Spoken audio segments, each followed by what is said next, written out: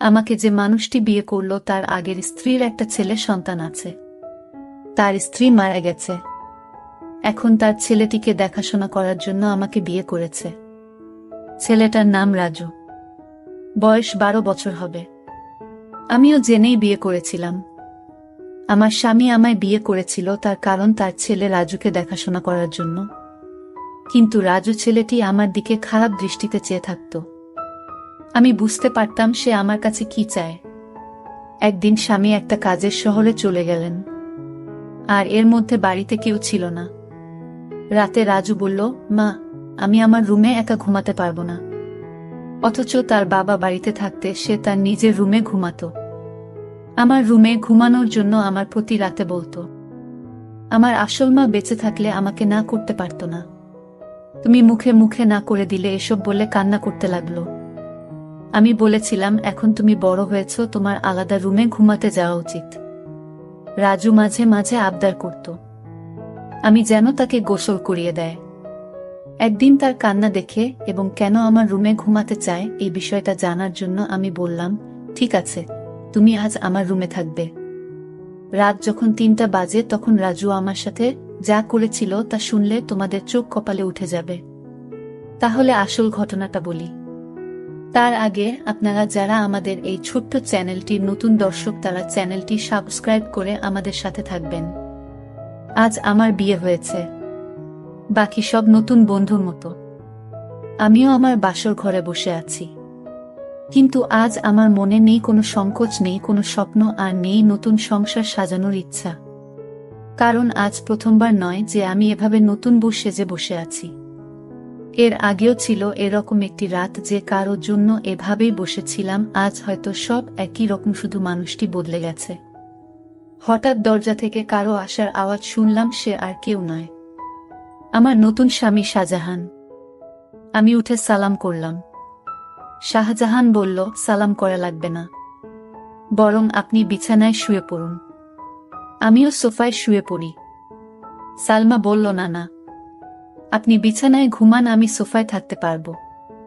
শাহজাহান বলল, দেখুন, আমরা দুজনের কেউই এই বিয়ে মানি না। দুজনেরই আলাদা আলাদা কারণ আছে বিয়ে করার, কিন্তু আমরা একজন অন্যজনের সম্মান তো করি। আর আমি এরকম ব্যক্তি না জেনে আমি বিছানায় ঘুমাবে আর কোনো মেয়েকে এভাবে সোফায় কষ্ট করে ঘুমোতে দেবে। আপনি আমার স্ত্রী, তাই আপনার খেয়াল রাখা আমার দায়িত্ব। আর আপনি যদি আমার এতটুকু সম্মান করেন তবে বিছানায় ঘুমিয়ে পড়ুন। আমিও মাথা নেড়ে সম্মতি দিলাম আর বিছানায় শুয়ে পড়লাম। এবার বলি, আমাদের বিয়েটা কিভাবে হলো। মিস্টার শাহজাহান চৌধুরী শহরের অনেক বড় একজন ব্যবসায়ী। আমাদের বিয়েটা পরিবারের সম্মতিতেই হয়েছে। বলতে গেলে পরিবারের জন্যই হয়েছে। অবশ্য আমাদেরও অসম্মতি ছিল না। আজ আমরা দুজনে এক পবিত্র বন্ধনে আবদ্ধ, কিন্তু এ বন্ধন কোনো মনের জায়গা নেই। কারণ আমাদের দুজনের মনেই যে অন্য কারো নাম আগে থেকেই লেখা, মানে দুজনের মনেই অন্য কারো মায়ায় জড়িত। অন্য কারো কাছে আমাদের মন বন্ধক রয়েছে। ভাবতেই চোখ দিয়ে এক ফোঁটা জল বয়ে গেল। বিয়েটা দুজনেই করেছি, কিন্তু এই বিয়েতে কোনো ভালোবাসা নেই, শুধু রয়েছে দায়িত্ব। তা নিয়ে আমাদের বিয়ের আগেই চুক্তি হয়েছিল, উনি আমার দায়িত্ব নেবে, আর আমি উনার পরিবারের আর ওনার ছেলে রাজুর, উনার মলি আপুর ছেলে। মলি আপুকে তাই তো ভাবছেন? শাহজাহান এর প্রথম স্ত্রী। তিনি এখন আর এই পৃথিবীতে নেই। 3 বছর আগে ইহকাল থেকে পরকালে প্রস্থান করেছে। বিয়ের আগে তার ছবি দেখে জানতে পারলাম সে আর আমি একই ভার্সিটিতে ছিলাম। শাহজাহান ও তার আমার সিনিয়র ছিল। শাহজাহানের সাথে কখনো দেখা না হলেও মলি আপুর সাথে প্রায়ই দেখা হতো। সরি দেখা বললে ভুল হবে, ঝগড়া হতো বলে উনি আমাকে তেমন একটা দেখতে পারতেন না। এর কারণও আছে, আমি অনেক দুষ্ট প্রকৃতির ছিলাম, আর উনার সব টাইটেল নাকি চুরি করেছিলাম তা উনি শুধু ভাবতেন। অবশ্য আজও হয়তো থাকলে আমার সঙ্গে ঝগড়া করতেন। উনার স্বামীকে চুরি করেছি বলে অপবাদও দিতেন, কিন্তু ওনার স্বামীর উপর তো আমার কোনো অধিকারই নেই, কারণ আমি ওনাকে নিজের স্বামী মানতে পারিনি। বিয়েটা করেছি শুধু পরিবারের জন্য। রাজু এখন 11 বছরের ছেলে। ক্লাস 5-এ পড়ে, দেখতে একদম তার বাবার মতো। যেমন সুন্দর তেমনি মায়াবী দেখতে। বিশেষ করে তার চোখ দুটি শাহজাহানের মতো একদম। শুনেছি শাহজাহানের চোখে নাকি অনেক মায়া, কিন্তু কখনো তাকায়নি, কারণ এখন আর কারো মায়া পড়তে চাই না। একবার পরে অনেক কেঁদেছি, আর কাঁদার ইচ্ছা নেই। আর না কষ্ট সহ্য করার ক্ষমতা আছে, সব বাদ দিয়ে এখন ঘুমিয়ে পড়ি। ঘুম থেকে উঠলাম, সকালের আলো যখন চোখে এসে পড়ল, উঠে দেখি শাহজাহান এখনো ঘুমোচ্ছে, কিন্তু জানলা থেকে আসা আলো তার ঘুমে ব্যাঘাত দিচ্ছে। তাই পর্দা বন্ধ করে দিয়ে আসলাম। এসে রেডি হয়ে বাইরে চলে আসলাম। এসে দেখি আমার শাশুড়ি মা আর ভাবি আগে থেকেই উঠেছে। আরে বোমা, তুমি এত সকালে কেন? আমি বললাম, আসলে মা ঘুম ভেঙে গিয়েছিল তাই। ভাবি, তা ঠিক আছে, কিন্তু আমাদের নতুন বোমা কোনো সাজে না, না কোনো গয়না। যাও পরে আসো। ভাবি, আসলে আমার সাজা পছন্দ না। ভাবি বলল, জানি, তাই তো গতকাল নিজের বিয়েতেও সজনি। মা বলল, বিয়েটা কি তেমন ভাবে হয়েছে, নাকি তোর দেবার জন্য কিছুই করতে পারলাম না? ভাবি বলে, থাক মা, বাদ দেন। মা, আমাদের নতুন বউ তো এমনিতেই চাঁদের টুকরা, ওর সাজা গোজা লাগবে না। ভাবি, আমি বুঝি সুন্দর না, মুখ গোমরা করে মা বলল, তুইও খুবই সুন্দর, কিন্তু মা জানো, আমি ছেলে হলে ঠিকই প্রেমে পড়তাম। আমার যাটা এত সুন্দর, সবাই হাসাহাসি করত। সালমা বলল, মা আমি আপনাদের জন্য চা বানিয়ে আনি। মা বলল, আরে না, তুই বস, আমরা সব করব। সালমা বলল, মা আমার ভালো লাগে না এমনি বসে থাকলে। মা, কিন্তু সালমা প্লিজ মা। ভাবে বলল, আচ্ছা তাহলে আমি সাহায্য করি, আর সাথে অনেক গল্প করব, কেমন? সালমা, আচ্ছা। সালমা চা বানালো, আর রানু ও ভাবির সাথে গল্প করল। আসলে গল্প করছিল না, শুধু শুনছিল। চা বানানো শেষে নিয়ে আসে। এসে দেখে মা, বাবা আর শাহজাহানের ভাইয়া বসে আছে। বসে বসে গল্প করছে, সবাইকে চা দিল। বাবা বলল, অনেক মজা হয়েছে, তোমার চায়ের থেকেও মজা হয়েছে। শাহজাহান, হ্যাঁ, অনেক অনেক ভালো হয়েছে। রানুকে একটু চা বানানো শিখিয়ে দিয়ে। রানু, কি এত বড় কথা, কাল থেকে 7 দিন তোমার চা বন্ধ?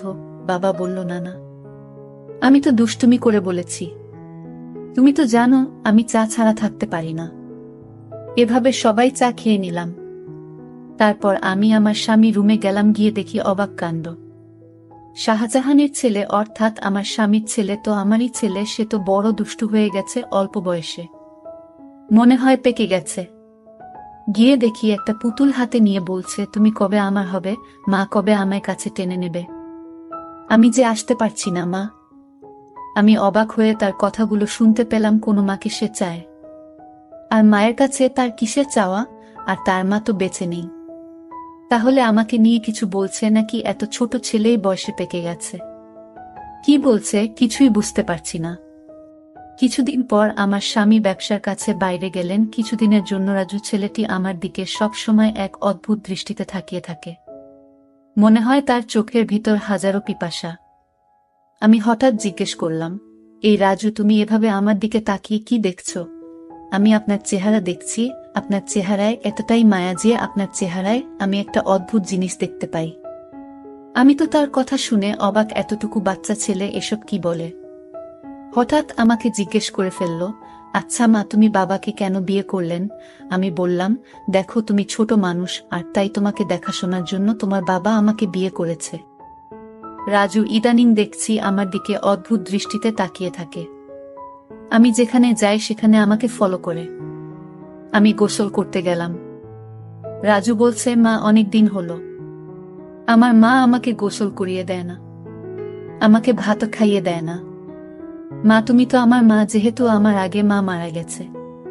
এখন আমার মা হিসেবে আমার আব্বু তোমাকে বিয়ে করে এনেছে মায়ের শূন্যতা পূরণ করার জন্য। মা, আমাকে তোমার হাতে গোসল করিয়ে দাও। আমি বললাম, দেখো রাজু, তুমি যখন ছোট ছিলে তখন তোমার মা তোমাকে গোসল করিয়ে দিত, আর এখন তো তুমি বড় হয়েছ, তুমি নিজ হাতে গোসল করতে শিখেছ। তাই এখন আর আমি তোমাকে কিভাবে গোসল করিয়ে দেয়? তুমি নিজেই করতে পারবে বাবা। সৎমা পর কখনো মা হয় না। আমি বুঝতে পারলাম আমাকে তোমার কোনো হেল্প করতে হবে না। এই বলে রাজু চলে গেল। আমি চিন্তা করলাম আমার কি কোথাও ভুল হয়েছে। আমি তো এখন তার মা, আর তাই মা হিসেবে আমার কর্তব্য পালন করা উচিত ছিল। কিন্তু তো তার বাবা বাড়িতে থাকাকালীন আমার হাতে গোসল করতে চাইতো না। আজ বাড়িতে তার বাবা নেই। আসলে কারণটা কি, বিষয়টা আমি কিছুই বুঝতে পারছি না। এসব ভাবতে ভাবতে রাতের রান্না শেষ করে আমার রুমে গিয়ে রাজুকে ডাক দিলাম। গিয়ে দেখি আমার একটা ছবি হাতে নিয়ে ছবিটির সাথে কি যেন বলছে, আর ছবির সাথে এক অদ্ভুত আচরণ করছে, আর বলছে আমার মনের আশাটুকু কবে পূরণ হবে মা। রাজু চোখের পানি ছেড়ে কান্না করছে আর বলছে। আমি ডাক দিলাম, রাজু তুমি কান্না করছো কেন, তোমার কি হয়েছে? কিছু হয়নি মা, আমি আসছি, তুমি যাও। আমি এক গভীর চিন্তায় পড়ে গেলাম। রাজু আমার কাছে কি চায় তার দৃষ্টিভঙ্গি আমার কাছে স্বাভাবিক মনে হচ্ছে না। রাজু খেতে বসলো আর তার মাকে বলতে লাগলো, মা আজ রাতে আমি তোমার রুমে ঘুমাবো। আমার ওই রুমে একা একা ঘুমাতে ভয় লাগে। আমি বললাম, রাজু তুমি এখন বড় হয়েছ, তোমার ভয় পাবার কথা না, তুমি তোমার রুমে ঘুমাও, কিছু হবে না। রাজু আমার কথার জবাবে বলল, আরে মা, আমার আসল মা যদি বেঁচে থাকতো তাহলে এভাবে মুখে মুখে না করতে পারতো না। আমার সব ইচ্ছা আমার মা পূরণ করত। আচ্ছা রাজু, তোমার কাছে একটা প্রশ্ন, তোমার আব্বু যখন বাড়িতে ছিল তখন তুমি তোমার সব আবদারের কথা বলতে না। এখন তোমার আব্বু বাড়িতে নেই, আর এখন তোমার অনেক আবদারের কথা বলছো কেন বাবা? মা তুমি আমার কষ্ট বুঝবে না? আমি তো কিছুই বুঝি না, সব তুমি বোঝো। এসব কথা বাদ দিয়ে এখন ঘুমাতে যায়। রাত অনেক হয়েছে। রাজু চোখের পানি ছেড়ে তার রুমে চলে গেল, আর আমি শুয়ে শুয়ে রাজুর আবদারের কথা ভাবতে লাগলাম। রাজু আমার রুমে ঘুমাতে চাই, তার নাকি নিজের রুমে থাকতে ভয় করে। আবার বলে তাকে গোসল করিয়ে দিতে, আমার ছবি হাতে নিয়ে ছবিটির সাথে গুনগুনিয়ে কি জানি বলে। না, আমি কিছুই ভাবতে পারছি না। এসব ভাবতে ভাবতে আমার কিছুতেই ঘুম আসছে না। হঠাৎ রাজুর রুমে একটা আওয়াজ শুনতে পেলাম। আমি জানালা দিয়ে উকি দিয়ে দেখি ছবিটি হাতে নিয়ে ছবির সাথে এক অন্য রকম আচরণ করছে, আর মাঝে মাঝে হাসছে, আবার কান্নাও করতেছে। আমি এসব ভাবতে ভাবতে পাগলের মতো হয়ে গেলাম, কিছুতেই ঘুমাতে পারছিলাম না।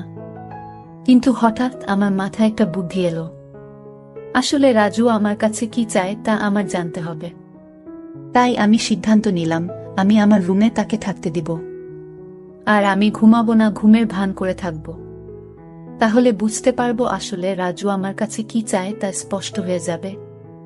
তারপর দিন আমি রাজুকে বললাম, রাজু আজ তোমাকে আমার নিজের হাতে খাবার খাইয়ে দিব, তুমি খাবে? না না মা, আমি তোমার হাতের খাবার খাবো না, কারণ তুমি আমার আবদার পূরণ করো না। ঠিক আছে বাবা, তোমার সব কথা রাখবো, তুমি এবার আমার হাতে রান্না করা খাবার খেয়ে নাও। সত্যি বলছো মা? সত্যি, তিন সত্যি। এবার রাজু খুশি হয়ে সে আমার হাতের খাবার খেলো। ঠিক আছে বাবা, তাহলে তোমার আজকে তোমার রুমে থাকতে হবে না, তুমি আমার রুমে ঘুমাবে। কারণ আমি এখন বুঝতে পারছি বড় রুমে থাকতে তোমার ভয় লাগে, তাই না? তাহলে তুমি আমার কষ্টটুকু বুঝতে পেরেছ। তারপর রাজুর বাবার ফোন আসলো। সে ফোনে জানিয়ে দিল আমার আসতে আরো 15 দিন দেরি হবে। তুমি ছেলের প্রতি খেয়াল রেখো।